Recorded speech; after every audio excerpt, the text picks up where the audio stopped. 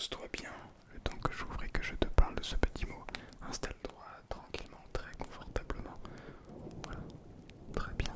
Tu t'installes dans ton lit, dans un fauteuil, peu importe, mais un endroit où tu te sens bien, où tu sais que tu pourras passer un très bon moment. Ok. Alors,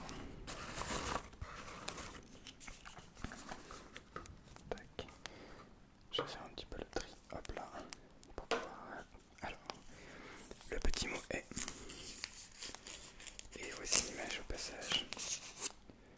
C'est un couple. Dédicace à tous les célibataires qui m'écoutent. Sans tendresse, un homme est sans intérêt. Sans tendresse, un homme est sans intérêt. De Marlène Dietrich. Dietrich. C'est peut-être pas comme ça que ça se prononce. Veuillez pardonner. Veuillez me pardonner pour ce. Peut-être cet affront. Je ne sais pas qui est Marlène Dietrich. Dietrich. D-I-E-T-R-I. C'est H-D-I-E-T-R-I-C-H.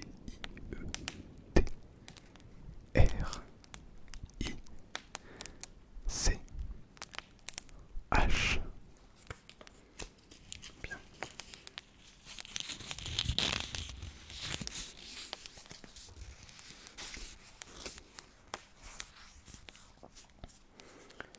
Alors, il y en a beaucoup là-dedans.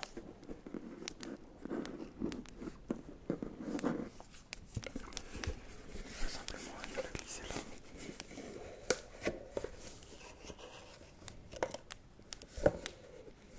Voilà. Tac. Alors, je vais refermer ça au passage. Comme ça, tu n'arrives pas à dormir.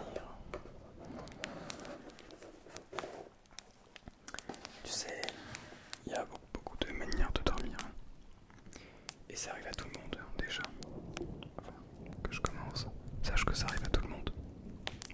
Ça arrive à tout le monde, quoi qu'il arrive. Je fais aussi des insomnies. J'ai du mal des fois à dormir.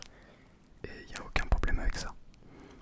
Simplement, quand tu es dans ce moment-là où il est peut-être 2, 3, 4, 5 heures du matin, dis-toi, c'est ok, je l'accepte.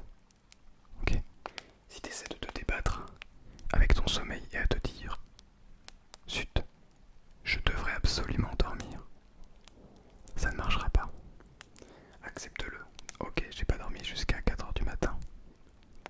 Mais je vais rattraper. C'est pas grave. Demain je vais avoir du mal. Mais je dormirai mieux demain soir. Et au moins demain je serai efficace. Ou je ferai une sieste un moment. 30 minutes. 20 minutes plutôt. Fais attention, les siestes faites 20 minutes, pas 30 minutes, sinon vous rentrez dans un sommeil profond.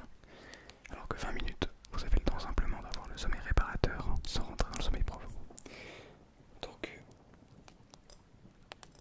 c'est pas grave, ok, on accepte.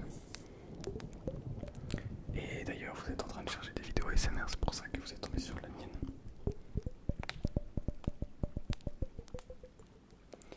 Si jamais il y a des triggers que vous souhaiteriez écouter, je vous invite bien sûr à me le dire. Si vous êtes en pleine insomnie, vous pourriez généralement, notre cerveau fonctionne un max dans ces moments-là. On a envie de les calmer d'ailleurs, c'est pour ça qu'on ne dort pas. Et du coup, on a plein d'idées. Souvent, l'inspiration vient. Donc n'hésitez pas à le noter. Si c'est pour vos projets personnels, n'hésitez surtout pas à les noter sur un petit bout de papier. Ou aussi, ce qui est bien, ce que je fais de plus en plus, c'est faire une note vocale sur votre téléphone. Voilà, prenez votre téléphone, faites une note vocale. Vous allez voir que le fait d'en parler, vous allez en parler à vous-même, mais c'est génial en fait. Le fait d'extérioriser tout ça.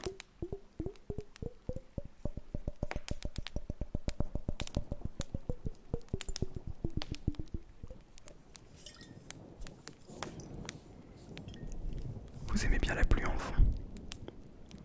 Est-ce que vous aimez bien la pluie en fond? Pardon, c'est particulier. Oui. J'aime beaucoup les légères pluies comme ça.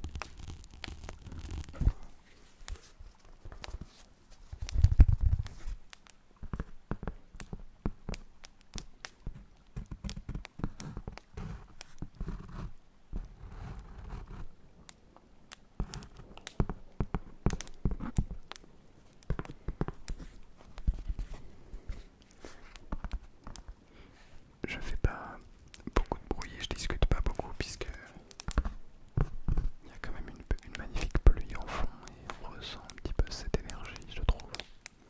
C'est une énergie vraiment très très agréable.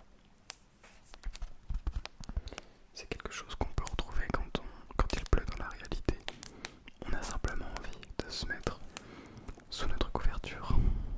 Je sais que peut-être ce n'est pas l'émotion que tu ressens en ce moment, mais ouvre la fenêtre par exemple, tu auras l'air frais et tu entendras au passage la pluie de cette vidéo. Et tu pourras simplement écouter la pluie, ressentir pleinement l'air frais et venir te blottir dans ta couverture, près de ton animal de compagnie si tu en as un, ou simplement près de toi-même, au fond de toi-même.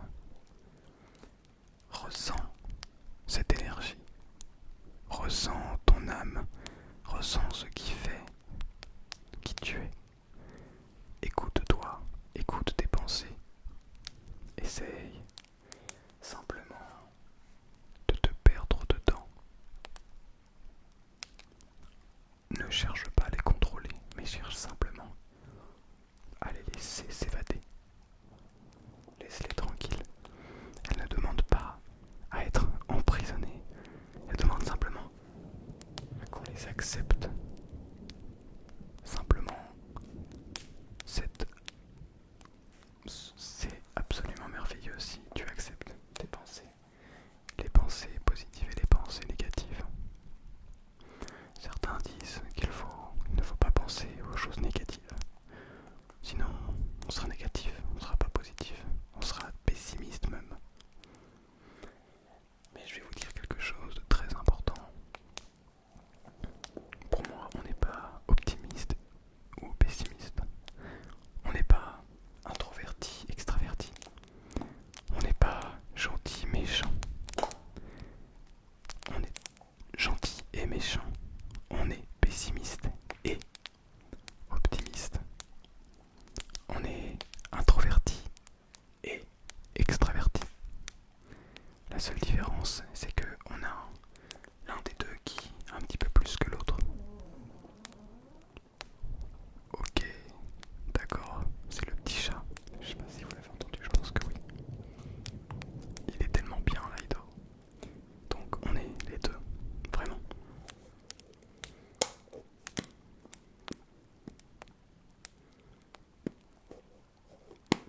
Donc quand quelqu'un vous dit que vous êtes... Quand quelqu'un te dit à toi, pardon, je te parle à toi, que tu es introverti, non, tu es aussi extraverti. Quand quelqu'un te dit que tu es pessimiste, non, tu es aussi optimiste. Tu décides simplement de faire ressurgir plus à ce moment précis ton côté pessimiste. Et c'est pas grave du tout. Puisque par définition, pour être optimiste, il faut aussi être pessimiste. Ceux qui n'acceptent que l'optimiste en eux courent de très grands risques, puisque ils sont presque parfois incapables de voir la réalité. Au contraire, ceux qui n'acceptent que le pessimiste ne voient que tout sombre, mauvais, et ne voient aucun échappatoire finalement. Il faut avoir un mixte des deux. Être beaucoup plus optimiste que pessimiste, mais quand même avoir une part de pessimisme. Bref, tout ça pour te dire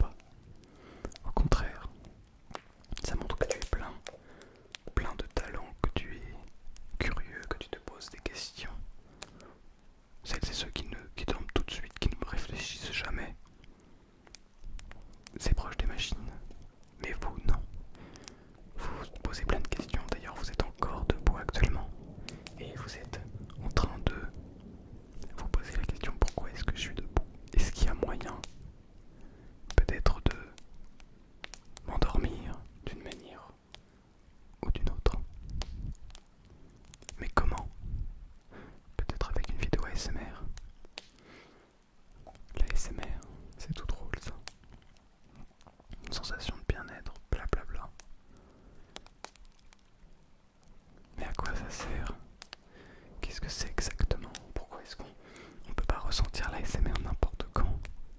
Pourquoi est-ce que l'ASMR c'est quelque chose qui se déclenche de manière autonome comme le dit son nom? Pourquoi est-ce que c'est pas une sensation qu'on peut simplement chercher à éprouver? C'est vrai, c'est un petit peu...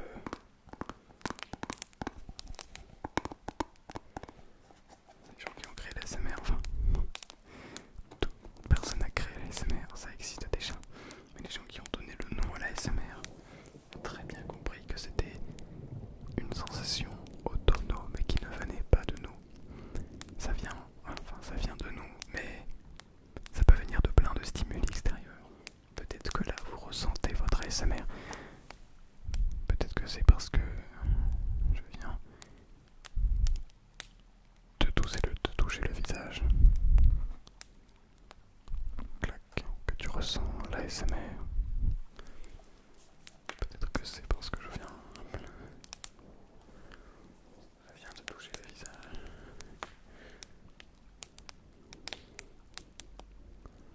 Clac, clac, clac, clac, clac.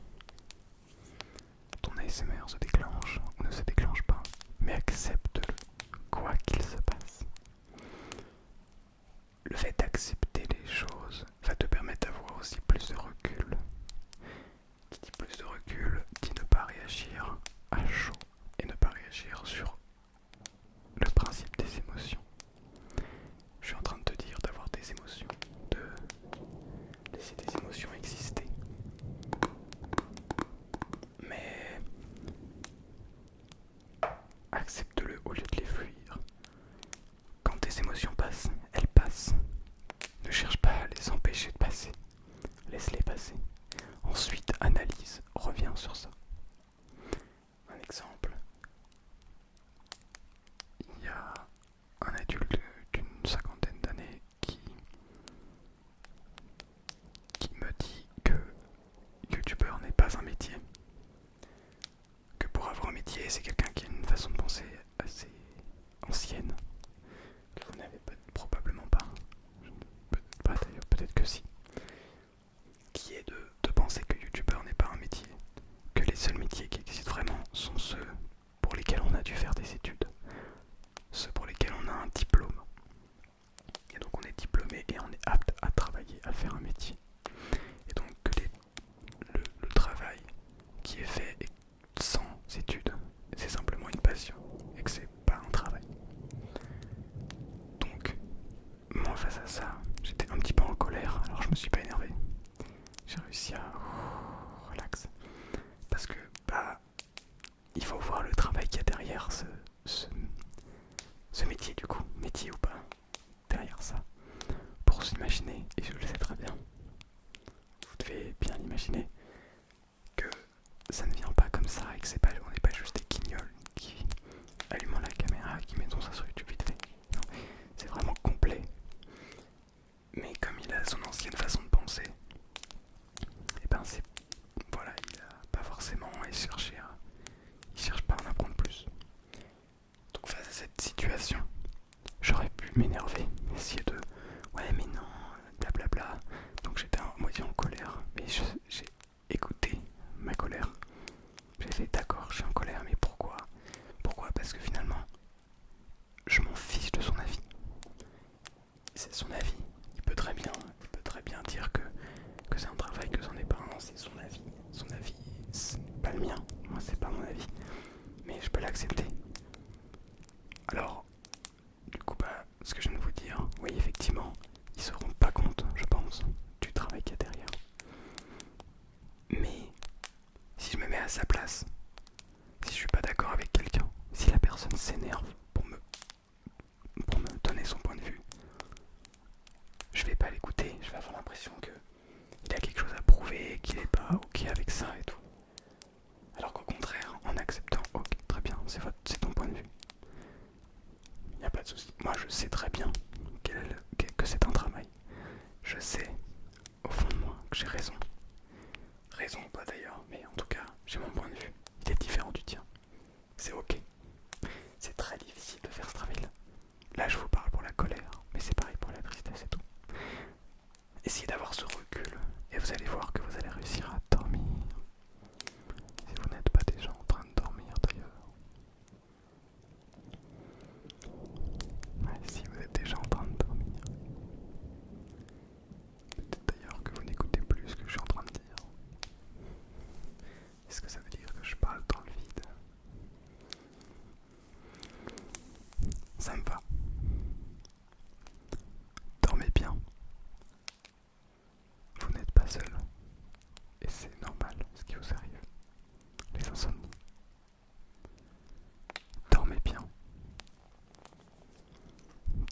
une grosse journée.